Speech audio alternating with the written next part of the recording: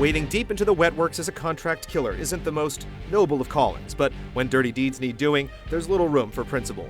Improvisation and a touch of the supernatural are Dishonored's trumps against seemingly impenetrable targets and impossible scenarios. With an abundance of stealth and steel, does Dishonored deliver? Killing me won't solve anything!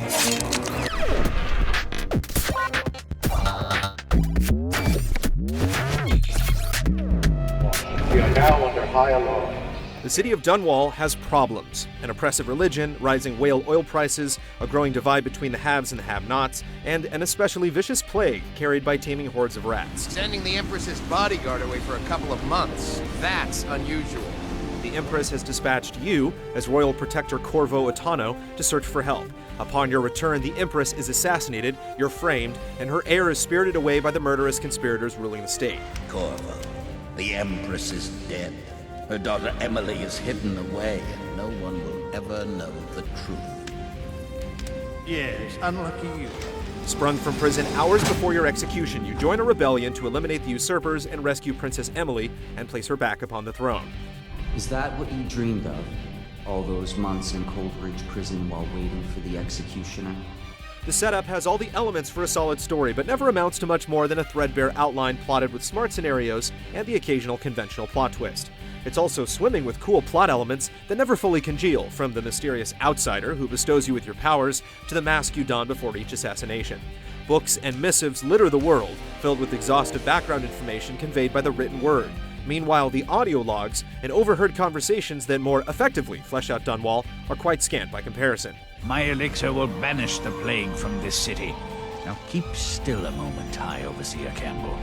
Corvo's fall from grace might not be a spectacular high dive, but it makes enough of a splash. The colorful characters and pivotal moments will hold your interest, even if the tapestry of their world often feels vague.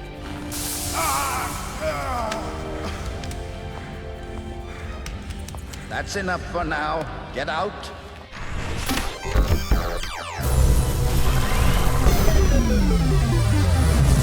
Half the city can see the lights from the party, and they dream of the delights inside. Will you tear it all to pieces? Corvo's redemption plays out over a number of missions throughout the city of Dunwall. Most require you to explicitly end the existence of a key member of the new regime, with some latitude for kidnapping and the occasional escape objective. Rowed ashore and briefed with the latest intel and rumors, it's up to you to devise a path to your prey. Slackjaw might have some ideas on how you get inside the cat, if he don't kill you. On the most basic level, Corvo's mantra is flight, fight, or out of sight. Corvo's newly minted magical prowess gives him the ability to teleport short distances, making the rooftops, awnings, and piping accessible avenues for skullduggery. Braving the roads and hallways head-on will let you practice your combat skills with guards, while sticking to the shadows and laying low allows for quick kills, gentle asphyxiations, or no contact at all.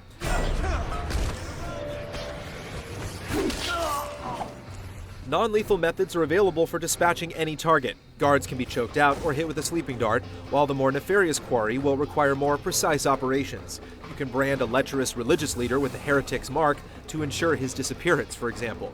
Moral choices and side quests can open up other routes, and even the simple act of eavesdropping can further splinter the possibilities. All of these choices have rewards and ramifications, echoing out to later missions, reflecting the chaos you've caused with tighter security. The curfew is now active. Those looking for a fight will certainly find one, though, and properly stocked and powered up with magical abilities, it can be easy to trigger an alarm and cut down the cavalry, but you'll be left licking your wounds with dwindling supplies in the aftermath.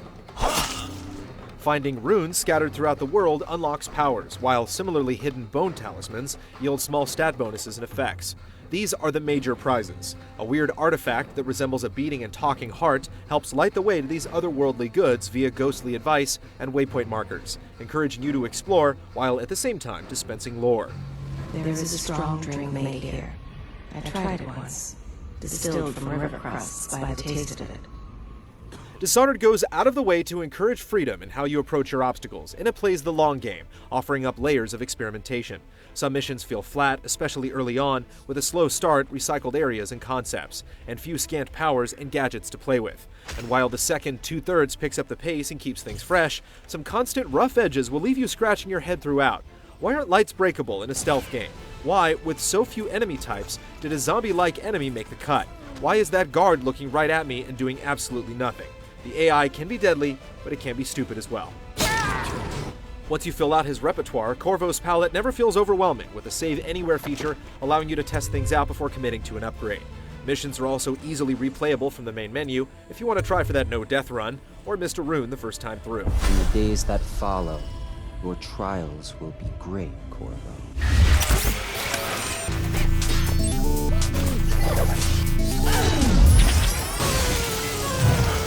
What the? Guns, blades, grenades, crossbows, swarming rats, frozen time, gusts of wind, Corvo's war chest is a mighty one. But his sword is always at the ready, and Blink is available from the get-go.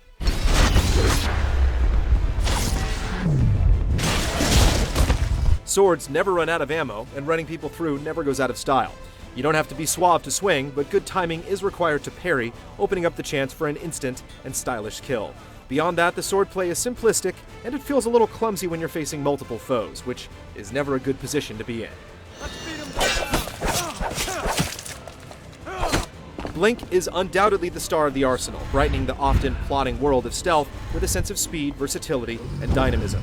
It takes almost no time to get used to, with simple, elegant on-screen cues of where you'll end up after a teleport. Guns and bows offer impressive lethality. Grenades and spring razor traps can likewise obliterate, and rewiring kits will let you hack the human-sized mosquito zappers. Rats can be summoned or possessed. The proverbial kid in the candy store is now the bull in the china shop.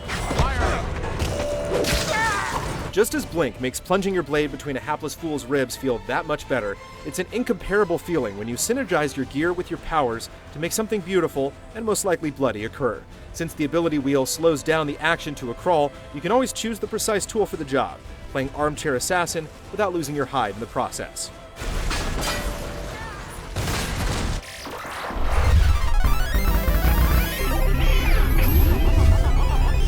Get you as close as I can to the Golden Cat, Corvo. You'll have to go the rest of the way on your own. The plague-ridden city of Dunwall wheezes to life with a distinctive look that's hard to put a finger on. It's familiar and uncanny, an amalgam of eras that never quite overlapped. It can also be a little bit of an eyesore with some pop-up and rapidly repeating animations, but overall, it's bound to make an impression. The sound design is strong, if a little indulgent, with voice acting accomplished enough to give solid reads to even the goofiest lines. There's no need to be his laphound. You and I can come to an agreement. One that I'm sure will please you more than anything Piero dreamed up. Dishonored gives up big patches of world to explore, secrets to uncover, people to kill or spare, and many ways to go about it all. It's an interesting and often invigorating experience. A stealth game not weighed down by genre conventions, a first-person shooter where you don't have to fire a shot, and where jumping won't cause you to pull your hair out. But the intricacy of all its moving parts makes its quirks and blemishes all the more damning. With a tweaked plot, more thoughtful and varied pacing, and better swordplay to match the brilliance of Blink, Dishonored would be a classic instead of being merely excellent.